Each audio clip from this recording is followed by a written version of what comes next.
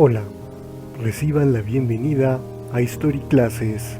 En esta ocasión, al combinar los temas de historia y economía, se expone acerca del contexto histórico de 1970 a 1982 en México. Estos años han sido conocidos como la Docena Trágica, por 12 años de medidas políticas y económicas de carácter populista, cuyas consecuencias fueron negativas para el país y sus efectos se manifestaron en las décadas posteriores. Como antecedentes, se menciona el fin del periodo conocido como el desarrollo estabilizador, a finales de la década de 1960 y principios de la década de 1970. Con la llegada a la presidencia de Luis Echeverría Álvarez, se propuso un cambio en el modelo económico, al cual se le denominó desarrollo compartido. Este desarrollo compartido proponía una mayor participación del Estado en las actividades económicas, con la creación de más instituciones públicas y de más empresas paraestatales, es decir, de empresas gestionadas directamente por el Estado. Entre los organismos públicos creados durante el gobierno de Echeverría se destacan al Instituto del Fondo Nacional de la Vivienda para los Trabajadores, Infonavit, en 1972, el Fondo Nacional para el Consumo de los Trabajadores, Fonacot, en 1974, y la Procuraduría Federal del Consumidor, Profeco, en 1976. Las medidas económicas y sociales crearon problemas entre el gobierno y la clase empresarial, cuyos integrantes se agruparon para crear el Consejo Coordinador Empresarial en 1976. De igual forma, la política económica de Luis Echeverría provocó un aumento de la inflación superior al 20% anual.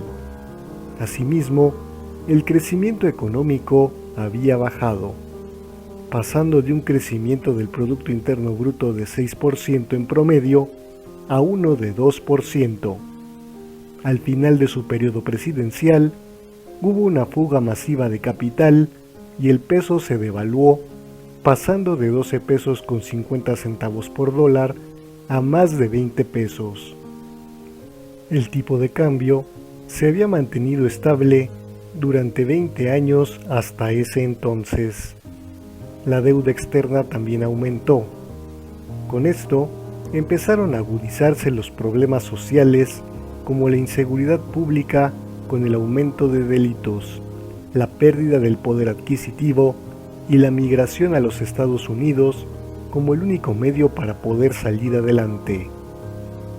Durante el sexenio siguiente, el de José López Portillo, se buscó darle un mayor impulso al desarrollo petrolero, aprovechando la coyuntura de la crisis energética de la década de 1970, así como el descubrimiento de nuevos yacimientos petroleros en el Golfo de México.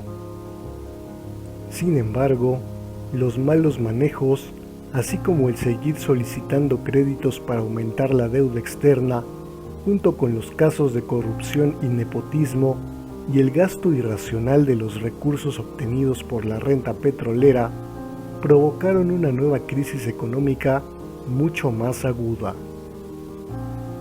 En 1981, los precios internacionales del petróleo bajaron, y esto terminó por afectar al país.